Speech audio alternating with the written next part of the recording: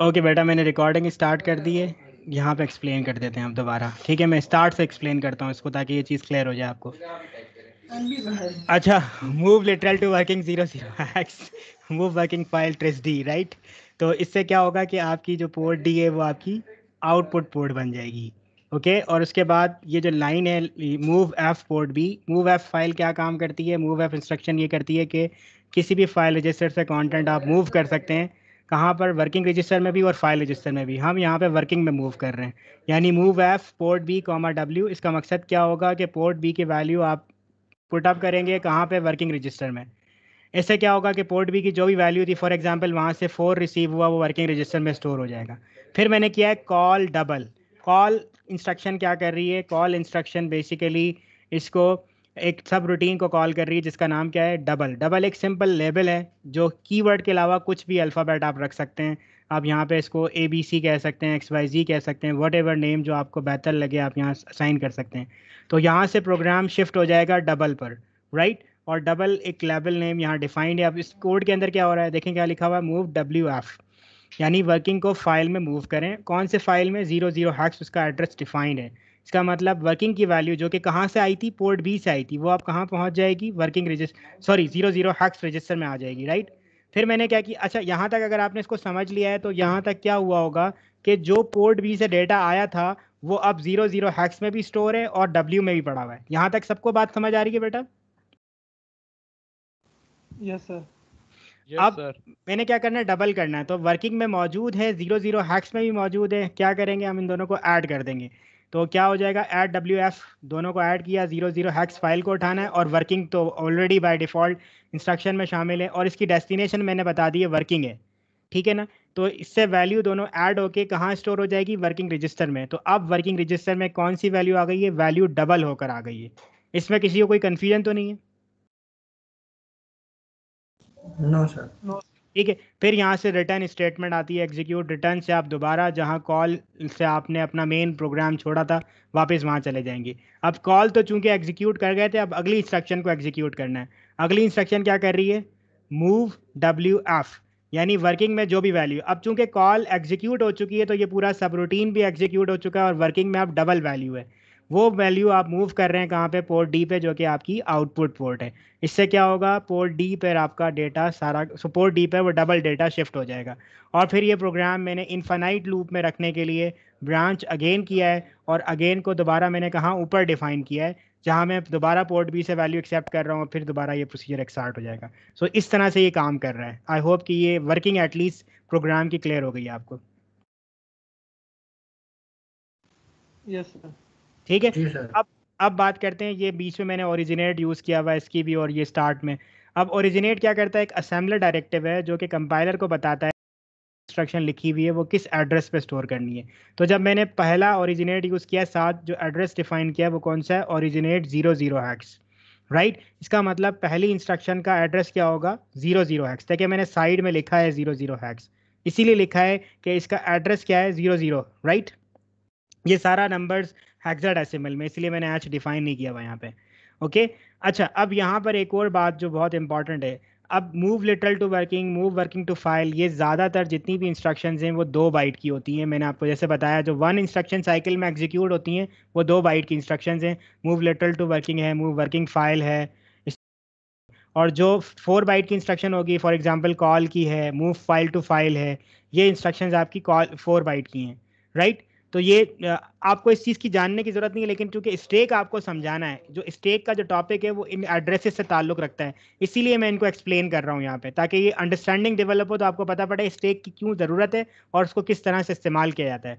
ठीक है। तो move literal to working basically 2 byte की इंस्ट्रक्शन है। जो पहली इंस्ट्रक्शन है कितने बाइट की इंस्ट्रक्शन है?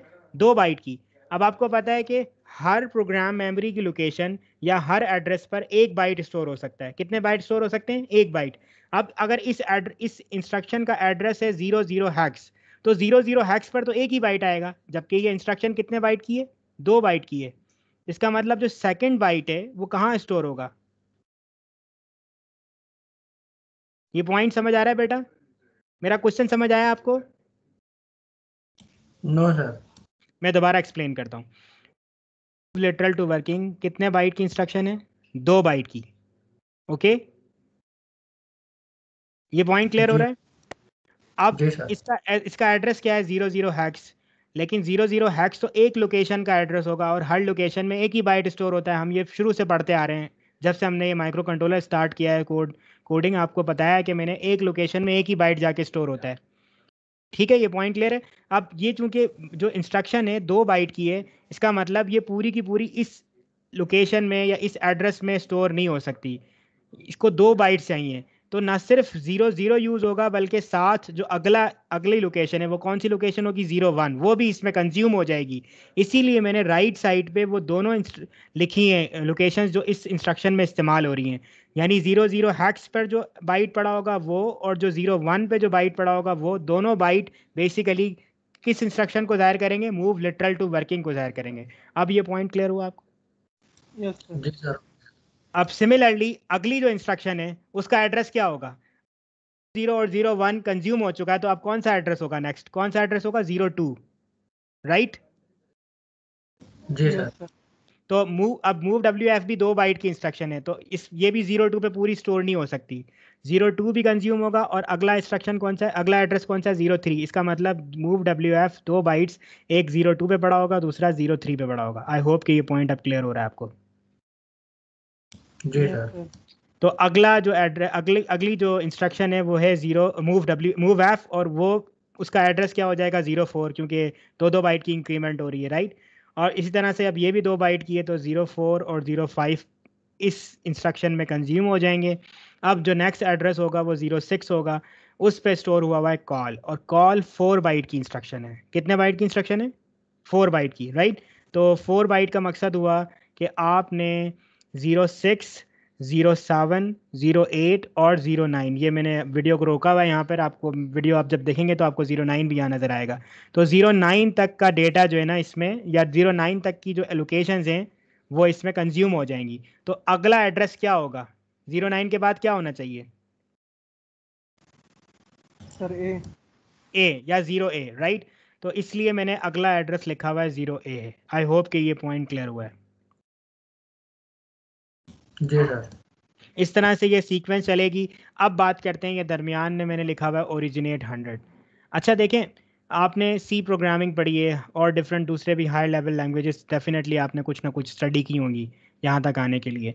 तो आपको मालूम है कि मेन कोड और यूज़र डिफाइंड कोड नॉर्मली थोड़े सेपरेट होते हैं। तो मैंने उनके दरमियान स्पेस क्रिएट करने के लिए जानबूझ के दरमियान स्पेस रख दिया है। पहला जो मेन कोड मेरा प्लेस किया है मैंने 00 हैक्स से किया है, और जो डबल जो मेरा सब रूटीन है, ये डबल सब रूटीन का नाम है ना, इसको मैंने जानबूझ के थोड़ा सा दूर प्लेस किया है मेन कोड से। तो मैंने इसका ओरिजिनेशन दोबारा करवाया है और लिखा है 100। इसका मतलब अब देखें, 0A, 0C और अगला होना चाहिए था 0E, लेकिन 0E पे मैंने एड्रेस को प्लेस करने के बजाय मैंने क्या लिख दिया? ओरिजिनेट 100। तो अब दोबारा कंपाइलर क्या करेगा? इसको जो अगली जो इंस्ट्रक्शन लिखी जाएगी, अगली इंस्ट्रक्शन लिखी हुई है मूव WF, क्योंकि डबल तो एक नेम है, वो एक कोई इंस्ट्रक्शन नहीं है। इंस्ट्रक्शन क्या है? Move WF। तो मूव WF बेसिकली 2 बाइट की इंस्ट्रक्शन है, लेकिन वो कहाँ प्लेस होगी? 100 हैक्स पे प्लेस होगी। इसीलिए लिखा हुआ है इसका एड्रेस क्या है? 100। अब चूंकि ये भी 2 बाइट की है, तो ये कहाँ एक 100x यूज़ हो जाएगा, दूसरा 101 यूज़ होगा। इसीलिए नेक्स्ट एड्रेस क्या हो जाएगा? 102। ये पॉइंट जिसको नहीं समझ आया वो मुझे बताए। समझ आ गया सबको बेटा? जी सर। ठीक है, तो इस तरीके से ये मैंने एड्रेसिंग की है। ये क्यों की है उसकी रीज़न मैं भी एक्सप्लेन करता हूँ, कि अभी तक मैंने आपको एड्रेसेस नहीं बता रहा था, लेकिन अब मैंने इस प्रोग्राम में क्यों एक्सप्लेन किया उसकी रीज़न है। यहाँ तक सबको समझ आ गया बेटा? कोई इशू नहीं है ना? Yes, sir. ठीक है, आगे नो चलते हैं। सर। अब आगे में अगर देखें, अब मैं दोबारा से इस प्रोग्राम को एग्जीक्यूट करना शुरू करता हूँ। अब वही जो एक लॉजिक है कि सबसे पहले एक इंस्ट्रक्शन एग्जीक्यूट होती है, और जो इंस्ट्रक्शन एग्जीक्यूट हो रही होती है उससे अगली इंस्ट्रक्शन फैच होती है। मैंने आपको बताया है, प्रोग्राम काउंटर उसको पॉइंट करता है। फॉर एग्जांपल मैं इस कोड को यहाँ ले जाता हूँ, कहाँ पे? देखिए वीडियो को मैंने एक्सप्लेन करना जहाँ जी।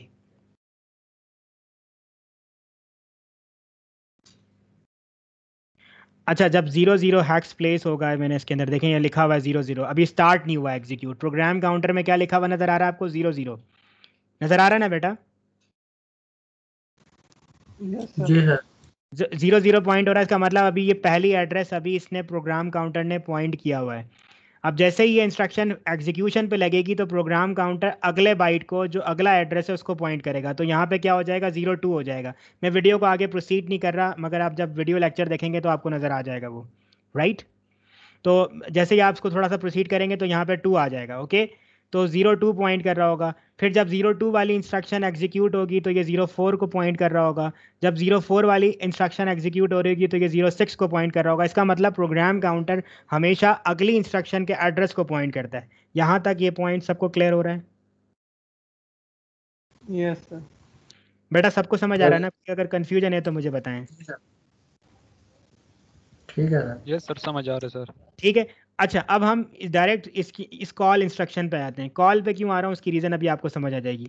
कॉल का एड्रेस क्या है, 06। जैसे ही ये इंस्ट्रक्शन एग्जीक्यूशन पे लगती है तो अगली इंस्ट्रक्शन है मूव WF, उसका एड्रेस क्या है 0A। वो यहाँ पड़ा होगा, मैं आप थोड़ा सा आगे ले जाता हूँ इस कोड को, देखिए ये रहा, ये आ गया, वो यहाँ पड़ा हुआ है 0A, यहाँ पर आ गया है। और 06 वाला जो इंस्ट्रक्शन है जो कि कॉल इंस्ट्रक्शन है वो इस वक्त एग्जीक्यूट हो रहा है। जैसे ही ये एग्जीक्यूशन कंप्लीट होगी तो प्रोसेसर को बात समझ आएगी, यार कॉल का मकसद ये। अब एग्जीक्यूशन का आपको पॉइंट याद है, एग्जीक्यूशन में 4 साइकिल होते हैं, decode, reading, processing and writing. उसके बाद उसको वो पूरी इंस्ट्रक्शन कंप्लीट हो जाती है। अब जैसे ही डिकोडिंग होगी तो सीपीयू को बात समझ आ जाएगी कि यार ये चीज़ मुझे अब ये कॉल इंस्ट्रक्शन है और मुझे डबल पे जंप करना है, ये जो अगली इंस्ट्रक्शन है मेरे किसी काम की नहीं है। हालांकि प्रोग्राम काउंटर तो अगली इंस्ट्रक्शन को पॉइंट कर रहा है। ये पॉइंट समझ आ रहा है आप लोगों को? बेटा आर यू लिसनिंग मी? जी सर। यस सर, आ रहा है समझ। मैं कह रहा हूँ कि प्रोग्राम काउंटर ने तो 0A को पॉइंट किया हुआ है। अब 0A की वजह से अगली इंस्ट्रक्शन मूव एफ आनी चाहिए थी, मूव WF आनी चाहिए थी, मगर ये कॉल स्टेटमेंट है। कॉल स्टेटमेंट कह रही है आपको यहाँ से जंप करके नीचे जाना है 100 वाले एड्रेस पे। 0A से मुझे कोई काम नहीं है। तो क्या होगा, प्रोग्राम काउंटर इसको डिलीट करेगा, बोलेगा यार ये मैंने गलती से फैच कर लिया, अब इसकी ज़रूरत ही नहीं है, ये तो मीनिंगलेस बात है। हम इसको दोबारा ये लोड करेगा और 100 पे ले जाएगा। अब ये देखें, इसको 100 लोड कर दिया। अब क्या किया हमने, 0A को सिंपली रिमूव कर दिया और फ्लश आउट कर दिया। 0A को हमने पहले लोड किया था बट वो डिलीट कर दिया। अब ये फिर दोबारा वही सीक्वेंस स्टार्ट हो जाएगी, 102, 104 और 106 मैंने यहाँ लिखा हुआ है। अच्छा, मैंने वीडियो में क्लियरली एक्सप्लेन किया है, 106 एंड का एड्रेस नहीं है, एंड कोई इंस्ट्रक्शन नहीं है। 106 नेक्स्ट फ्री बाइट है।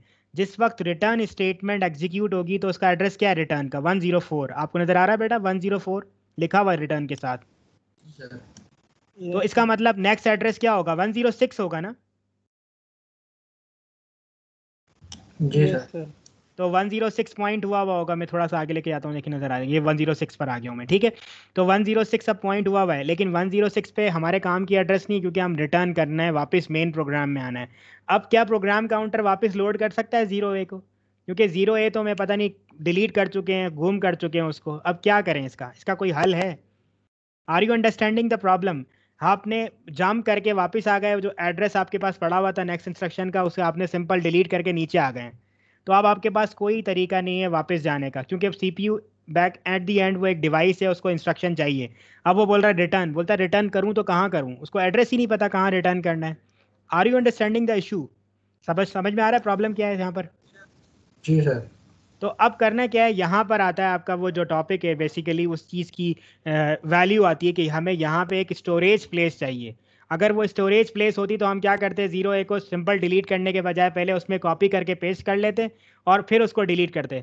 तो अब जब रिटर्न करना होता तो वहाँ से वो कॉपी उठाते और दोबारा प्रोग्राम काउंटर में लोड कर लेते। Are you understanding my point?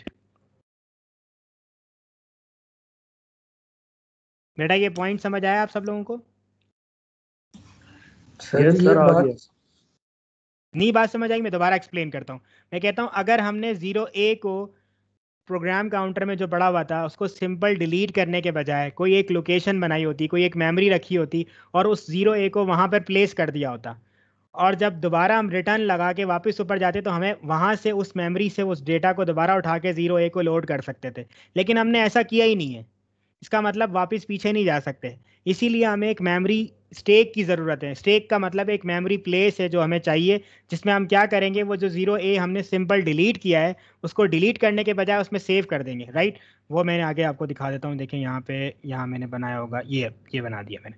ये देखें आप, मैंने इस एग्जांपल में स्टेक बनाया, आपको नजर आ रहा होगा। ये स्टेक एक सिंपल एक मेमोरी प्लेस है, कुछ भी नहीं है। Stack is what, a memory, right, जिसमें आप क्या करते हैं, एड्रेस प्लेस कर देते हैं। जब भी कॉल आती है ना, तो आप जो करंट इंस्ट्रक्शन आपके पास ऑलरेडी लोडेड है प्रोग्राम एड्रेस में, उसका एड्रेस पड़ा हुआ है प्रोग्राम काउंटर में, उस एड्रेस को उठा के मैंने कॉपी करना है, पेस्ट, और अब मैं यहाँ से डिलीट करूँ तो कोई मसला नहीं है। जब वापस आना होगा मैं यहाँ से इस डेटा को उठाऊंगा और वापस प्रोग्राम काउंटर में फिक्स कर दूंगा।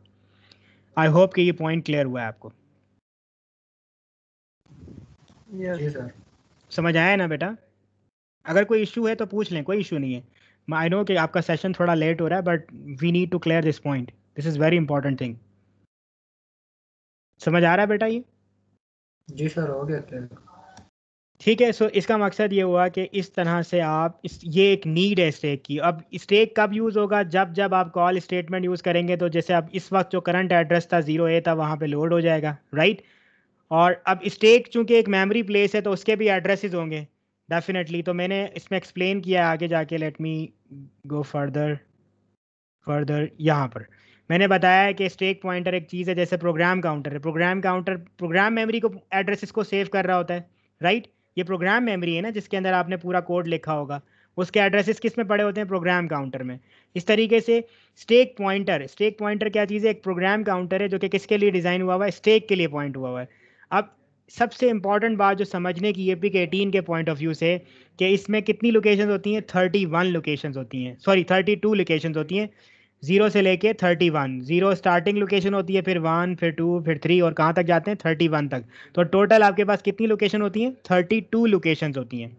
Are you understanding my point? ये पॉइंट क्लियर हो रहा है कि स्टेक में कितनी लोकेशंस होती हैं? 32 लोकेशंस होती हैं, जिनको हम नंबर करते हैं 0 से, और एड्रेस कर सकते हैं, कहाँ तक जा सकता है एड्रेस? 31 तक। ये पॉइंट सबको समझ आया बेटा? Yes, sir. तो अब जो इम्पॉर्टेंट पॉइंट है जो मैं बताने लगा था आपको, कि ये 0 लोकेशन जो होती है, जो 0 एड्रेस होता है, वो कभी भी इस्तेमाल नहीं होता। जो आप पहला एड्रेस जो 0A हमने सेव किया था, मैंने देखें पहली में लोकेशन में सेव नहीं किया था, बल्कि यहाँ सेव किया था। तो स्टैक पॉइंटर इस लोकेशन को पॉइंट करना शुरू कर देगा जैसे ही मैं सेव करूँगा। मैंने यहाँ वीडियो में एक्सप्लेन किया हुआ है, आप जाएंगे वीडियो को देखेंगे तो इंशाल्लाह आपको समझ आ जाएगी बात, कि जैसे ही ये 0A के अंदर आप वैल्यू यहाँ फिक्स करेंगे, तो स्टैक पॉइंटर ऊपर चला जाएगा। अगर एक और कॉल आएगी तो वो वैल्यू इसके ऊपर आ जाएगी।